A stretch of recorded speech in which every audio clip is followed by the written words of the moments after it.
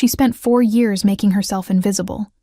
She learned every preference, memorized every schedule, anticipated every need, and she did it so seamlessly, so quietly, that the man she worked for could walk into any room in the world completely prepared, completely protected, never once knowing the cost of that preparation.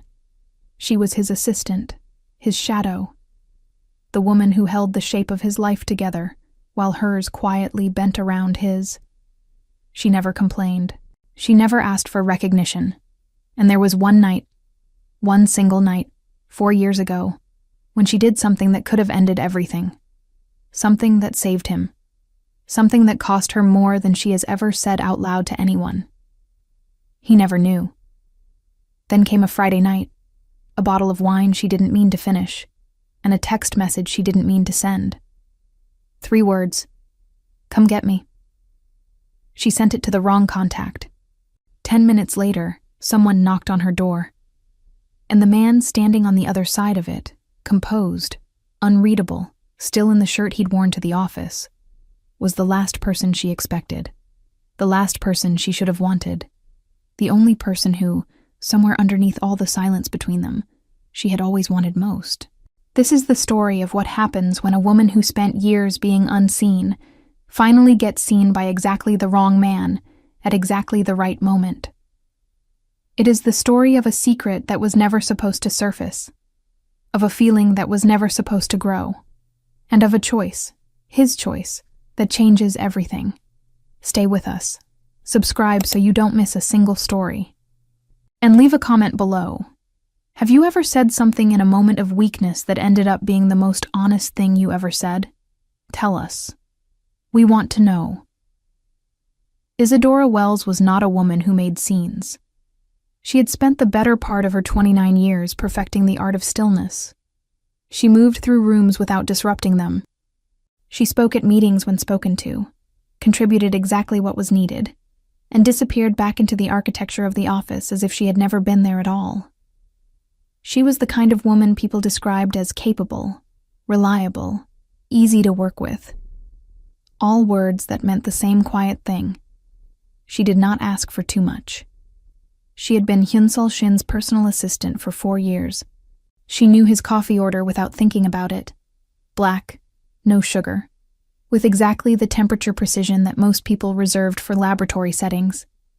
She knew which phone calls he took standing up, and which ones he sat through with his jaw tightened in a way that meant he was doing arithmetic in his head, calculating the least damaging response. She knew his moods the way sailors know weather, by the pressure in the air before anything visible changed. She knew him. He did not particularly know her. That was the arrangement. That was, she had told herself many times, exactly how she preferred it. On the Friday evening that everything changed, Isadora did not go home right away. She sat with her friend Priya at a small bar 2 blocks from the office, the kind of place with exposed brick and low lighting that made everyone look like they were in the middle of something meaningful. They ordered wine, then more wine. Priya talked about her new apartment in Brooklyn, about the contractor she'd fallen for who was absolutely wrong for her, about everything and nothing in the easy way that old friends talk when they have decided, without saying it, to not talk about the thing that is actually wrong. The thing that was actually wrong was Marcus, Isadora, and Marcus had dated for 2 years and 4 months. He was a good man, considerate, present, the kind of man who remembered what you'd said 3 weeks ago and referenced it as proof that he'd been listening. He was also, as of 48 hours ago, her ex. Not because of anything dramatic, not because of betrayal or cruelty or the kind of rupture that makes for a clean story. He had ended it because she was, he said gently, and with genuine sadness, never fully there, because she gave 90% of herself to a job that had swallowed her life, and the remaining 10% to him. And he had held on hoping the ratio would shift, and it had not shifted. And he was tired.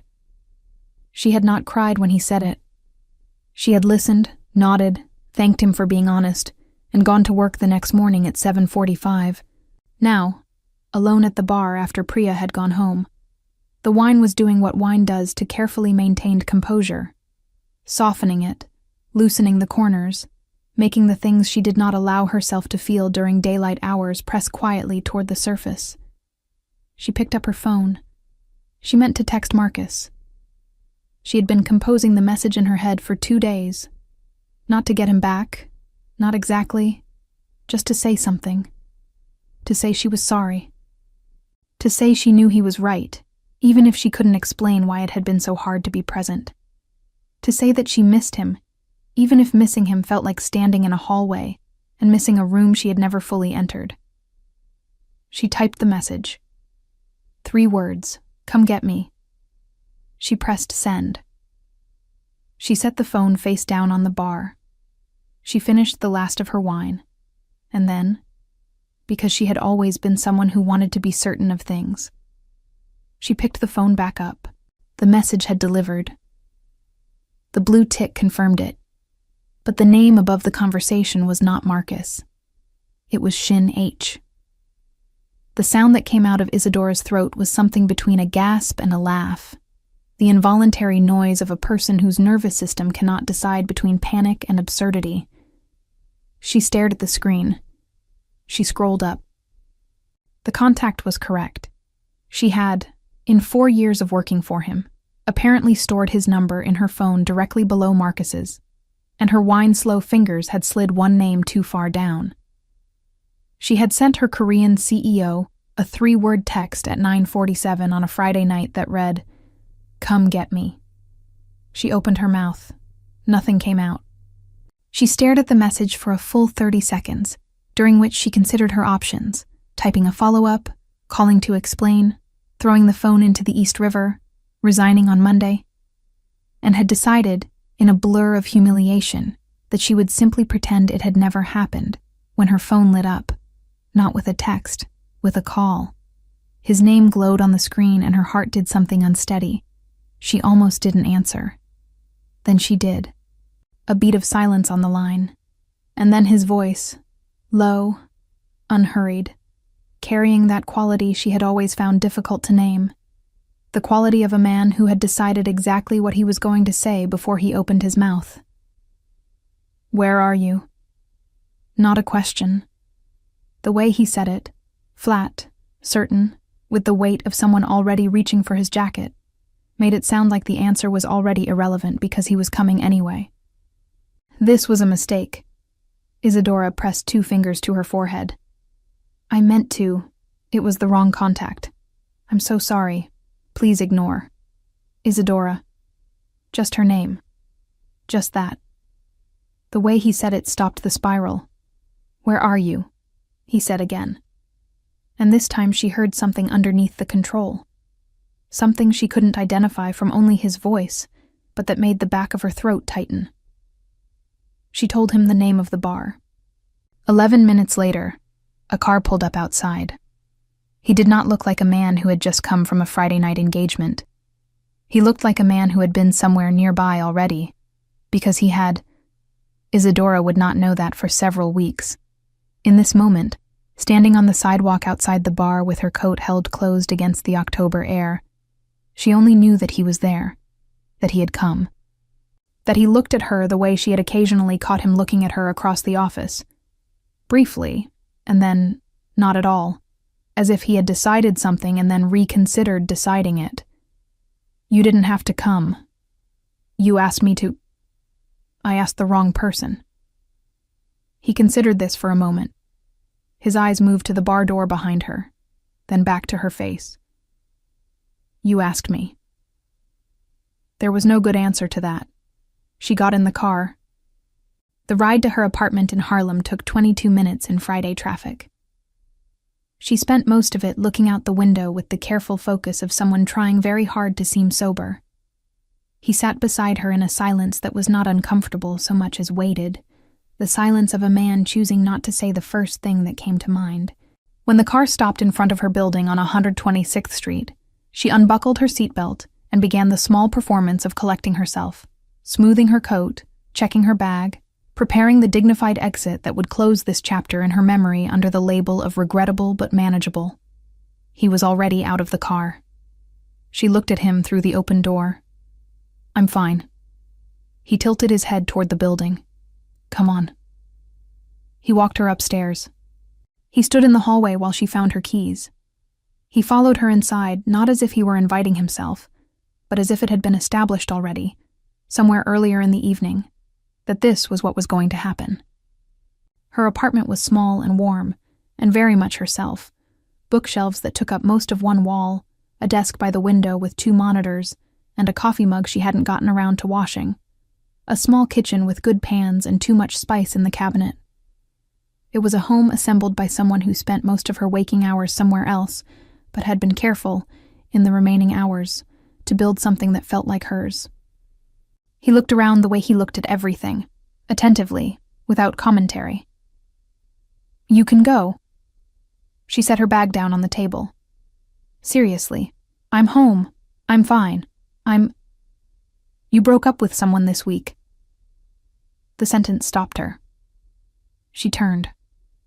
He was standing by the bookshelf, not looking at her directly, his hand resting against the spine of a novel she hadn't read yet. "How do you know that?" "You've been different." "I've been exactly the same." He finally looked at her.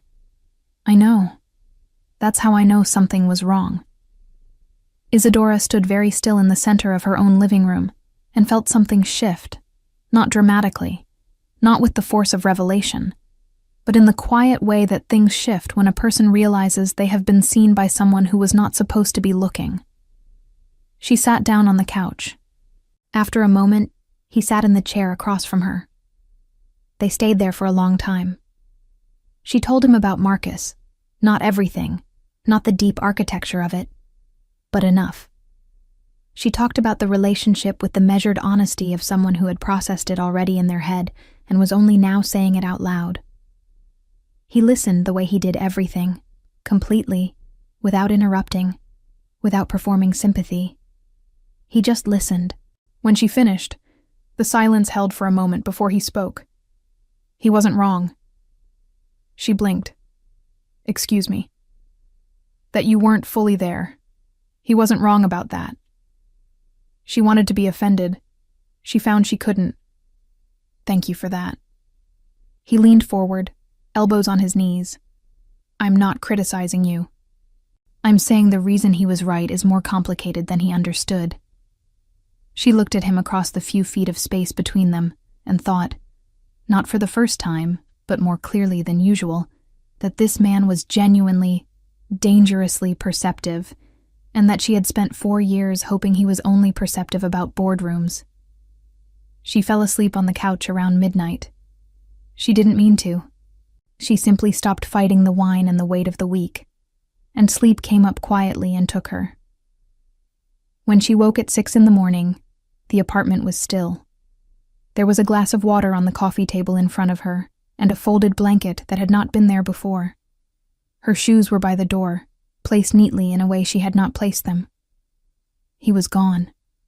On the kitchen counter, beside the coffee machine, was a single note in his handwriting, precise, economical, the handwriting of a man who only wrote things that needed to be written.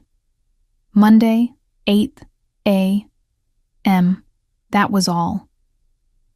Isadora read it twice, then stood in her kitchen in her rumpled Friday clothes and felt something she did not have a clean word for, something that lived in the space between relief and danger, between gratitude and the particular terror of being known. She considered, over the course of that weekend, every possible version of Monday morning. There was the version where he pretended it hadn't happened, where they reset to the professional geometry of 4 years and moved forward without acknowledgement. There was the version where he called her into his office and gently, carefully, permanently clarified the boundaries of their working relationship. There was the version where she got there first, where she knocked on his door and said something composed and preemptive and professional that closed the door on whatever strange warmth had existed in her apartment on Friday night, before it could grow into something inconvenient. She prepared for all of them. She rehearsed responses in the mirror Saturday morning with the grim efficiency of someone who had learned, long ago, that the best way to survive a difficult moment was to have already survived it in her head. What she had not prepared for was the paper bag. She arrived at 7:55. His office was dark. Her desk, positioned as always just outside his door, the first line of defense and last filter before anyone got to him, was exactly as she'd left it Thursday evening, organized in the way she had organized it every day for 4 years. She set down her coffee, opened her laptop, and began the day the way she always began it, methodically, without ceremony. He walked in at 8 exactly, not 8:02, not 7:58. 8 exactly. Which she had always understood was not coincidence but discipline. The small precision of a man who believed that how you entered a room said something about how seriously you intended to occupy it. He looked the way he always looked, put together, unhurried, carrying the quiet authority of a man who had decided at some early age that he would only enter rooms he intended to own. He passed her desk without stopping, and she had half convinced herself that they were going to execute the first version, the reset, the professional amnesia, when he turned around and set something beside her keyboard. A paper bag. From the place 2 blocks over that she went to on mornings she forgot to eat, which was most mornings. The place she had never mentioned to him. The place she went to alone, between the subway exit and the office entrance, in the 14-minute window that was technically hers. He had not forgotten Friday night. He had simply decided how he was going to handle Monday morning. And this, the paper bag, the specific restaurant, the precision of it, was the decision. "Good morning?" He looked at her directly for exactly 1 second, then moved toward his office. "Good morning." She looked at the bag. The door closed behind him. She sat for a moment with her hand still on the keyboard and her coffee going cold beside her. And she thought about the fact that he had stopped somewhere between wherever he'd been and this building, at a small restaurant he had no reason to know about, and bought her breakfast. She thought about what that required: observation, memory, the particular attention of a person who notices things they have decided not to act on. She opened the bag. She ate. She did not examine it too carefully, because examining it too carefully would require her to adjust several things she had decided about the shape of her life, and she was not ready to do that before 9 in the morning. That was how Monday went, and Tuesday, and the weeks that followed. Something had shifted in the space between them, not dramatically, not in any way she could have pointed to in a document or explained to Priya over the phone. The meetings were the same.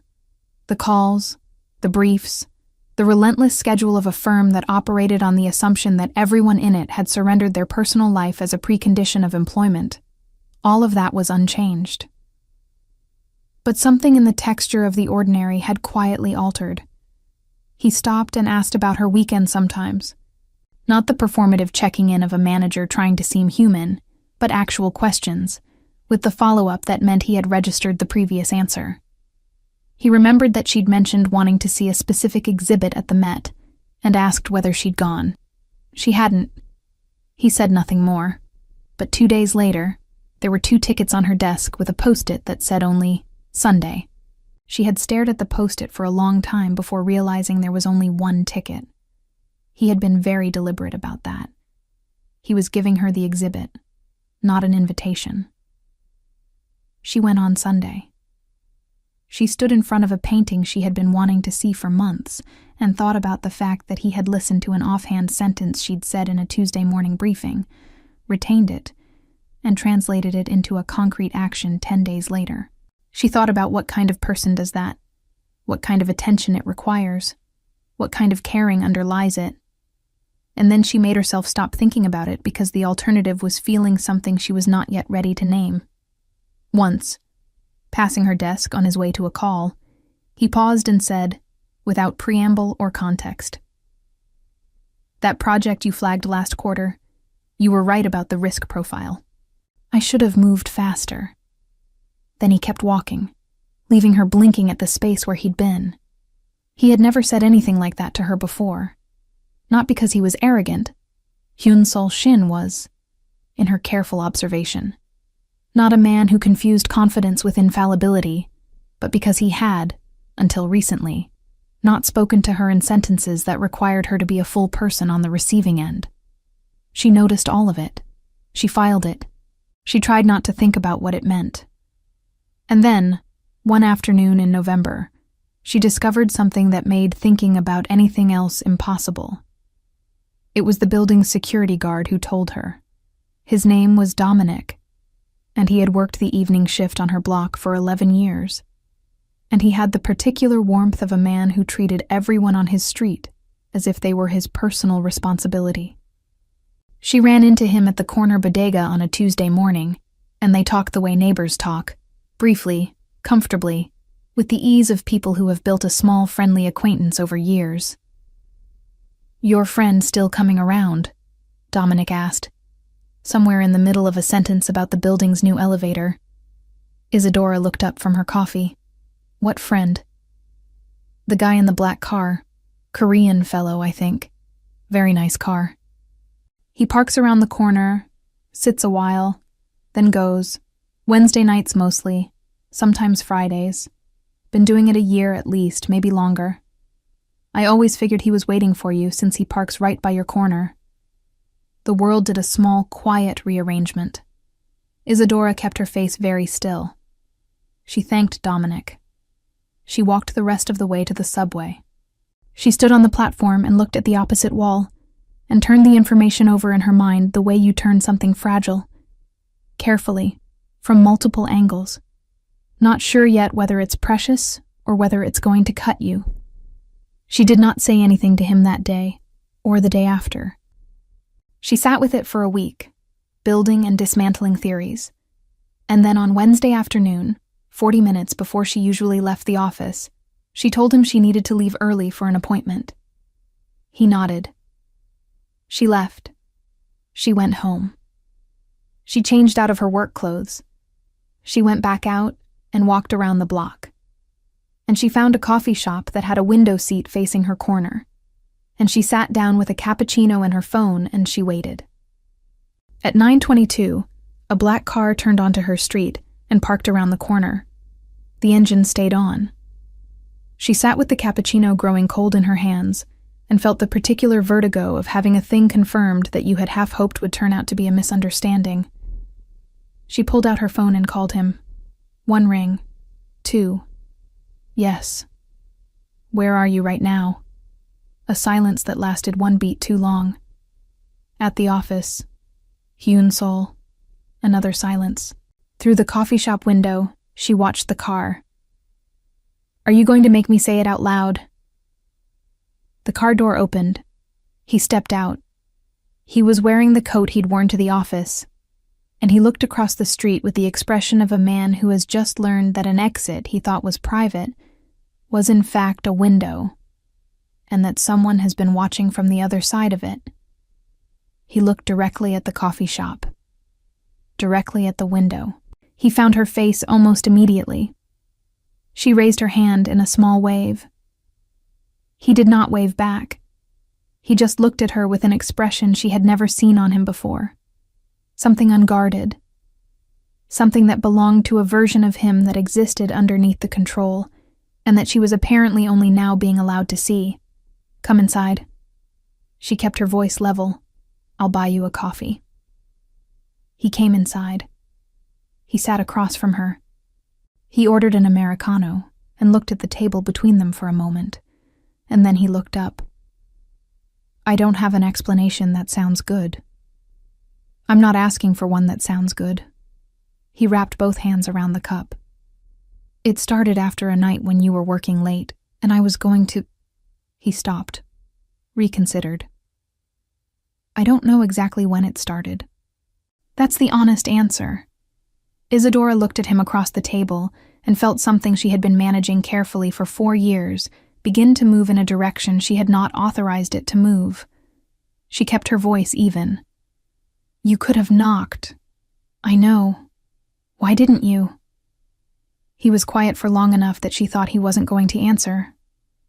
Then he set the cup down and looked at her directly, the way he looked at things he had decided to be honest about. Because you were my employee. Because I wasn't sure what I was feeling was something I had any right to feel. Because the version of me that knocks on your door is not the same version of me that can walk back into the office on Monday morning and function. She breathed. And now? Now you already know. The corner of his mouth moved, not quite a smile, but the precursor to one.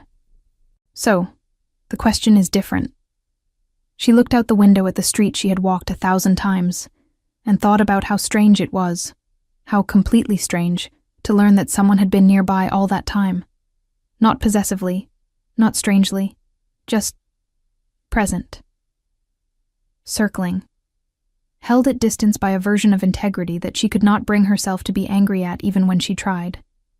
She did not have an answer for him that night. She said she needed time. He said he understood.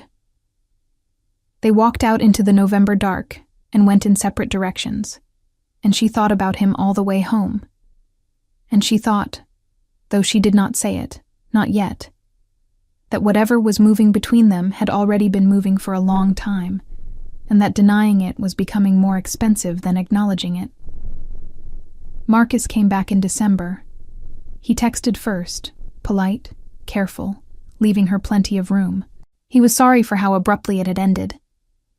He'd been thinking about it. He wondered if she wanted to get dinner sometime. No pressure, just to talk. He missed her. He said it simply and without strategy, the way he'd always done everything. She agreed to dinner. Not because she wanted him back. She was honest enough with herself to know that the wanting, whatever shape it had taken while they were together, had changed into something quieter, something that felt more like old affection than longing.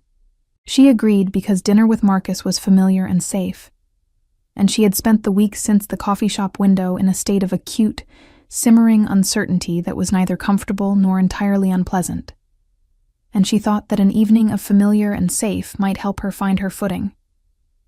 What she hadn't anticipated was that Marcus would come to the office to pick her up. He arrived at 5:30 on a Thursday. She was still at her desk finishing a brief for the 7 o'clock call. He came up to the 42nd floor and stood at the elevator bank with his coat and his easy smile, and the receptionist called her extension to let her know he was there. She was gathering her things, her bag, her coat, the annotated copy of the brief she was going to finish on the cab ride, when she heard the door to the inner office open behind her. Hyun-Sol rarely came out after 4:30 unless there was a crisis. She turned on instinct. He was looking across the open floor toward the elevator bank where Marcus stood. He looked at Marcus for a long moment with the expression of a man running a rapid, involuntary calculation, the kind that happens before the mind can tell the body to stop. Then he looked at her. She had seen him angry before, the cold, contained kind of anger that he expressed by becoming even quieter than usual, by choosing his words with the precision of a man who knew exactly how much damage they could do and was deliberately doing less. She had seen him under pressure, under exhaustion, under the weight of decisions that had no good outcome. She had never seen him look like this. He looked, for just a moment, like something was being taken from him. He recovered almost instantly. The expression was there, and then it wasn't, replaced by the composed, impenetrable surface that she had catalogued and studied for 4 years. He walked toward her desk with the unhurried pace of a man executing a plan he'd formed in the previous 5 seconds. The Mercer brief. He stopped at the edge of her desk. It needs to be on my desk by 6:15. It will be. He nodded once. Then, with the controlled deliberateness of a man who has decided to do something and is not going to perform uncertainty about it, he walked across the floor, the whole length of it, in full view of every remaining person on the floor, to the elevator bank. She watched. She shouldn't have watched. But she watched. He stopped in front of Marcus.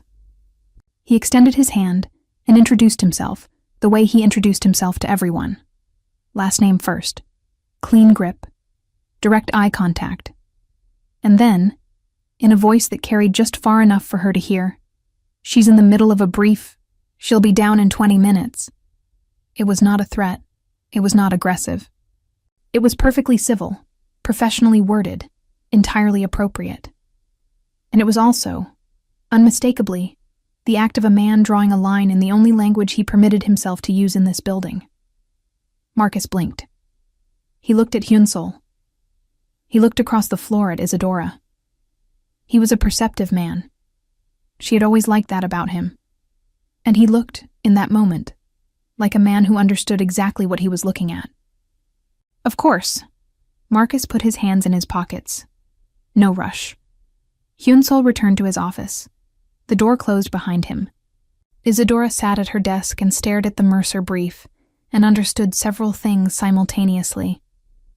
That she would finish the brief, that she would go to dinner with Marcus, and that dinner with Marcus was going to be, in some essential way, a goodbye.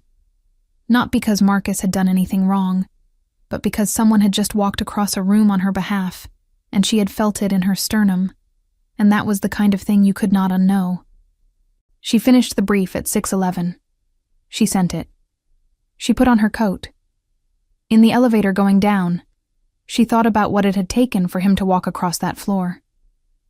He was not a man who made gestures. He was not a man who let the inside show on the outside. She had spent 4 years learning to read the things he didn't say, because what he didn't say was almost always the most important part. That walk across the floor, that introduction, those 20 minutes, they were enormous, from him. She understood that even if no one else on the floor had, dinner was kind. Marcus was kind. He talked about his new apartment, his work, a trip he was planning to Portugal.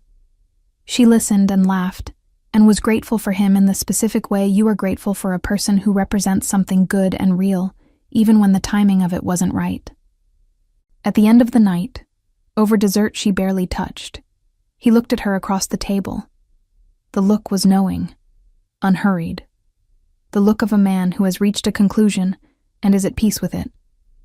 There's someone else. Not accusingly, curiously. She didn't answer right away. The restaurant moved around her. Low voices, clinking glasses, a city continuing without reference to this table. Then, I don't know yet. You do. He picked up his coffee. You just haven't caught up to it yet. She thought about that on the cab ride home. She thought about it while she unlocked her door. She thought about it standing in her kitchen in her coat, looking at the place on the counter where his handwriting had been.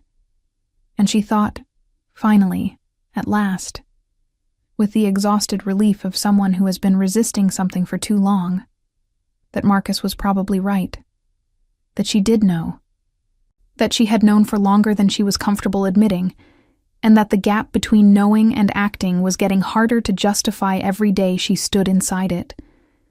She took off her coat. She made tea. She sat at her kitchen table in the quiet and let herself, for the first time, stop managing it. The audit notice arrived on a Tuesday in January, 6 weeks into the new year. It was routine. The kind of internal review that large financial firms conducted periodically, covering historical transactions and documentation from the previous 5 years. It landed in Hyunsol's inbox as a matter of course, was forwarded to the compliance team, and would have passed through the building's administrative channels without disturbing anyone's life if it hadn't included, on page 7 of the preliminary scope document, a flag on the Whitmore-Kelly merger from 4 years ago. Isadora saw the document before he did. She processed his correspondence first every morning, sorted, flagged, summarized. She read page 7 and sat very still for a long moment. The Whitmore-Kelly merger, November, 4 years ago. The deal that had made Hyunsol Shin the name everyone in New York's financial sector knew. The deal that had secured the firm's position as a top-tier player in the mid-market acquisition space. The deal that, on the inside, had come within 48 hours of collapse, not because of market conditions, not because of the counterparties, but because of a miscalculation in the projected asset depreciation schedule that would have triggered an automatic review clause and sent the whole structure unraveling. She had found it at 11 on a Wednesday night, working late alone in the office. Hyunsol had been traveling. The documents had been submitted to the regulatory body the following morning. She had 6 hours. She had corrected it. She had rerun the numbers, rebuilt the schedule, resubmitted the affected annexes under her own employee credentials. with a note that cited her own error in the original preparation. It was his error. She had never told a single person that. The compliance record showed her name, her credentials, her correction. If the audit team looked closely enough, they would see the original submission, see the revision, and see that the revision had been made at 2:47 in the morning by an analyst named Isadora Wells, who at the time had been in the office 12 hours after her boss had left for the airport. They would not automatically see whose error she had been correcting, but they might ask. And if they asked her directly, she did not know what she would say. She forwarded the audit document to the compliance team. She put Hyun-Sol's copy in his priority folder. She sat at her desk and drank her coffee and went through the rest of the morning's correspondence, as if her hands were not very slightly unsteady. He called her into his office at 10. She had not told him. She had decided that over the weekend following the audit notice, decided it with the same methodical care she brought to everything. It was not her information to volunteer. The compliance review would determine whether it was relevant, and she would handle whatever came of it, the same way she had handled it 4 years ago. Quietly, alone, without making it anyone else's problem. What she had not anticipated was that he would handle it himself. She found him at his desk with the audit document open and, beside it, a stack of internal records she recognized from their digital equivalents, printed, compared, annotated in his handwriting. His jacket was on the back of his chair. He had been there for a while. Close the door. She closed it and stood in the center of the office, hands folded in front of her, in the posture she used when she was preparing to receive information she would need to process carefully. He looked at the papers for a long moment. Then he looked at her. His face was doing something she had never seen it do. The control was intact, but underneath it something was pressing, something that looked almost like anguish. The original depreciation schedule. His voice was slow, measured, the voice of a man building a sentence he's been assembling for hours. The error in the Whitmore-Kelly annexes. I found the original file. She said nothing. The error was in my revision of the document, not yours. I revised it the afternoon before I left for London, and He stopped. His jaw tightened. I made a calculation error, a significant one. She kept her face still. You corrected it at 2:47 in the morning. He looked at the record in his hand, then set it down. You resubmitted it under your own credentials. You wrote a note attributing the error to yourself. That note is in the compliance record. It has been in the compliance record for 4 years. The office was very quiet. Outside the glass walls, the floor hummed with its ordinary rhythm. In here, something else entirely was happening. He stood. He was quiet for a moment. And when he spoke, the word was stripped of everything except what it actually was. Not a question from a CEO to an employee, but from one person to another. The kind of question that requires you to have been paying attention to someone for a very long time. Why? Because you were in London.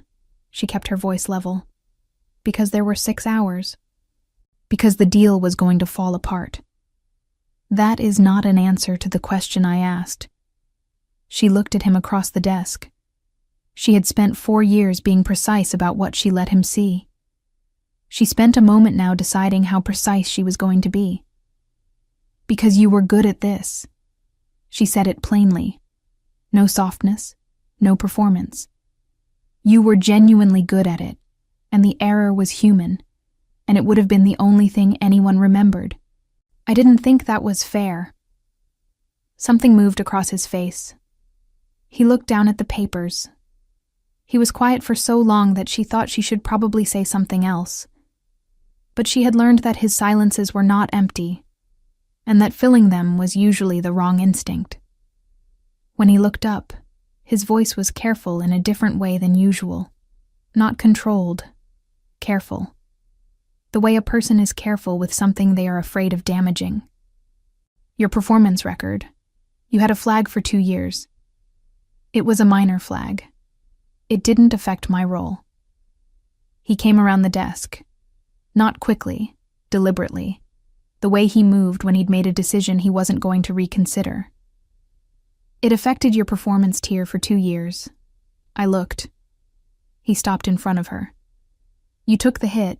For 2 years. She did not tell him that she had also turned down a position at another firm during those 2 years. A senior role, a significant step up. Because the timing had meant leaving before the flag cleared, and leaving before the flag cleared had felt, in some way she couldn't entirely articulate, like abandoning something she had chosen to protect. She didn't tell him that. She kept it, the way she had always kept things. Meant it was 4 years ago. She held his gaze.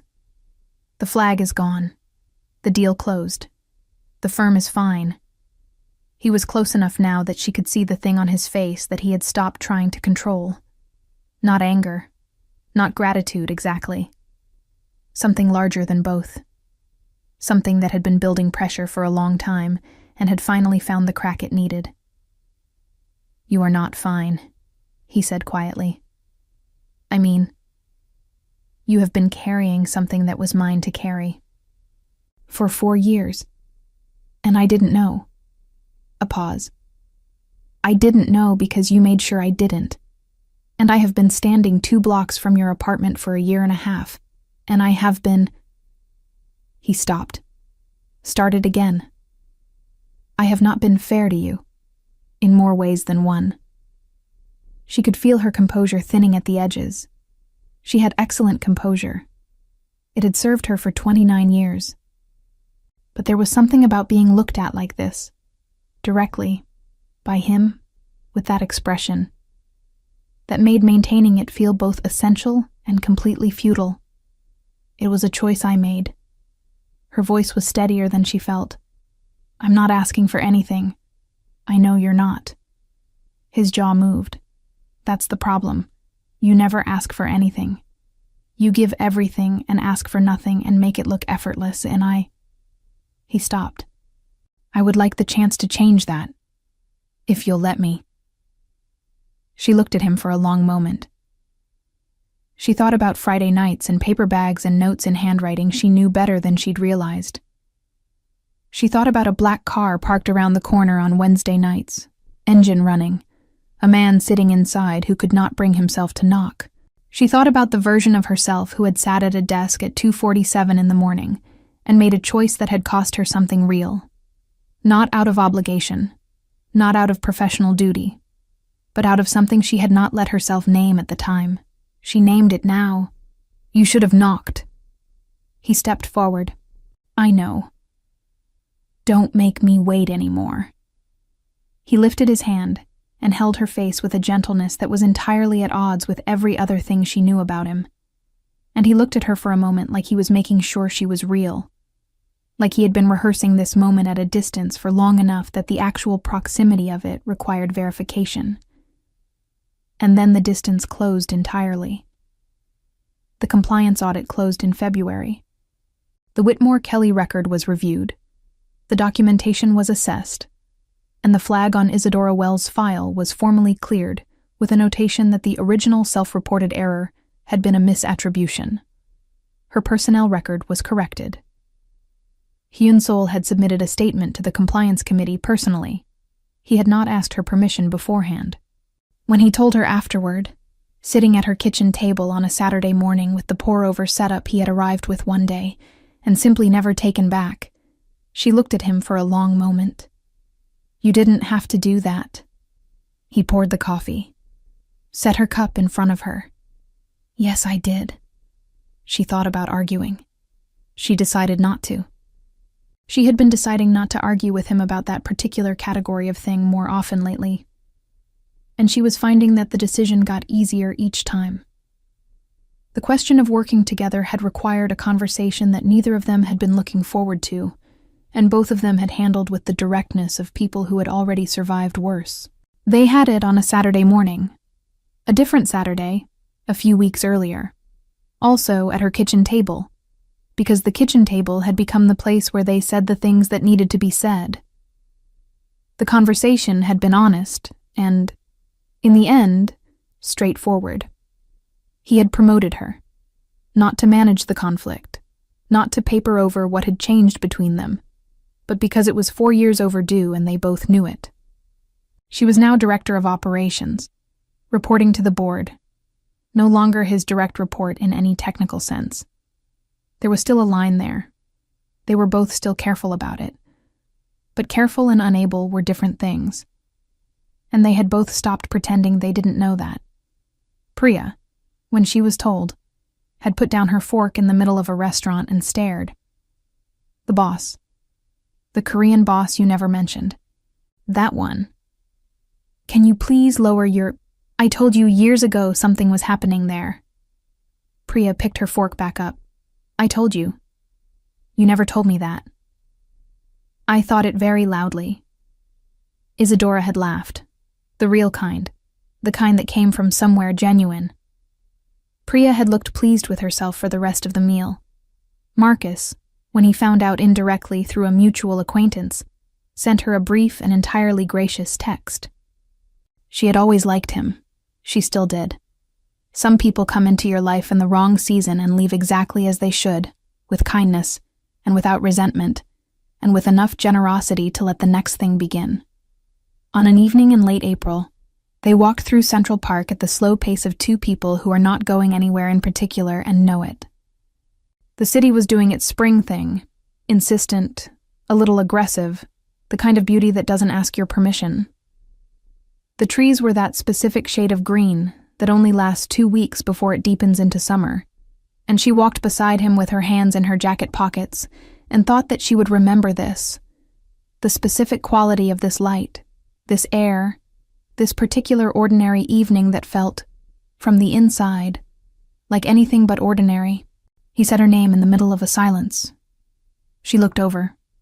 What? He kept his eyes on the path ahead. Nothing. Then, after a beat, I'm glad you sent the wrong text. She laughed. Actually laughed. The real kind, unplanned, from somewhere she didn't guard. He looked at her sideways with the expression she had decided was her favorite of all his expressions. The one where he was pleased and didn't want to show it too obviously, and was failing slightly. I'm not glad. She shook her head. I was mortified for about 2 weeks. You hid it well. I always hide things well. He was quiet for a moment. Then, not looking at her, in the voice he used for things that mattered, not anymore. She looked at him. He looked back. The city moved around them the way cities move, constantly, without reference to the small, essential things happening in its midst.